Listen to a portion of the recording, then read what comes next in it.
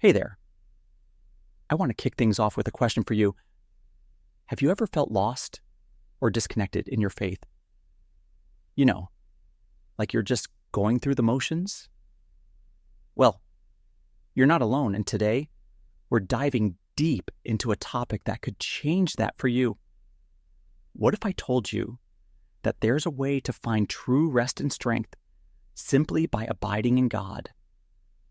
Do you want to know the way? Come and join me on this spiritual journey. Abiding in God. And trust me, that connection can transform your life in ways you might not even expect. In this video, we'll explore the profound concept of abiding in God, drawing from Scripture to understand what it means to truly dwell in His presence. As we navigate the complexities of life, we often seek refuge. Many of us face daily struggle, stress from work, anxiety about the future, or feelings of loneliness. These challenges can distract us from our spiritual walk and leave us feeling isolated. As Psalm 9:1 verse 1 reminds us, "He who dwells in the secret place of the Most High shall abide under the shadow of the Almighty." Yet, how do we consistently find that secret place amidst life's chaos? Now, let's get real for a moment. Many of us face struggles on our spiritual journey.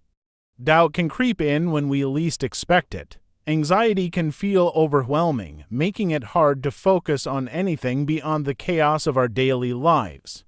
And let's not forget that feeling of distance from God. You know that moment when you're praying and it feels like your words are just bouncing off the ceiling? Yeah, that can be tough. We often wonder if we're doing enough or if we're even on the right path. It's like we're stuck in this cycle of feeling distant, and it can be pretty discouraging. To abide in God means to remain connected to Him, to cultivate a relationship that transcends mere routine. Scriptural foundation in John 15 verse 4, Jesus says, "Abide in me and I in you." This mutual indwelling is essential for spiritual growth.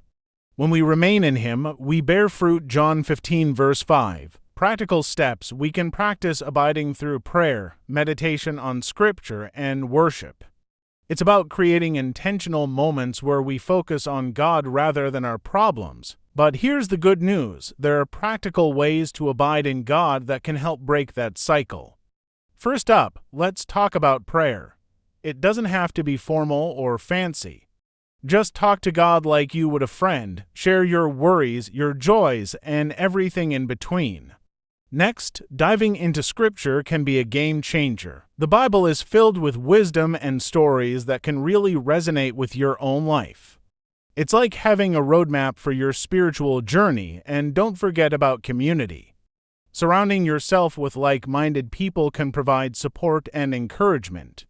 Whether it's a small group or just a few friends, sharing your experiences can deepen your faith and help you feel more connected. Personal reflection. Share a personal story about a time when you felt distant from God and how you found your way back through prayer or Scripture.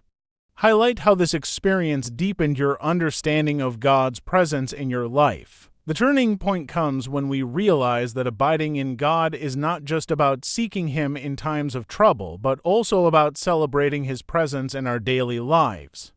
Let me share a personal story with you. There was a time when I felt completely overwhelmed by life, and my faith felt shaky at best. I was going through some tough stuff, and I didn't know how to cope. One day, I decided to really commit to prayer and Scripture reading.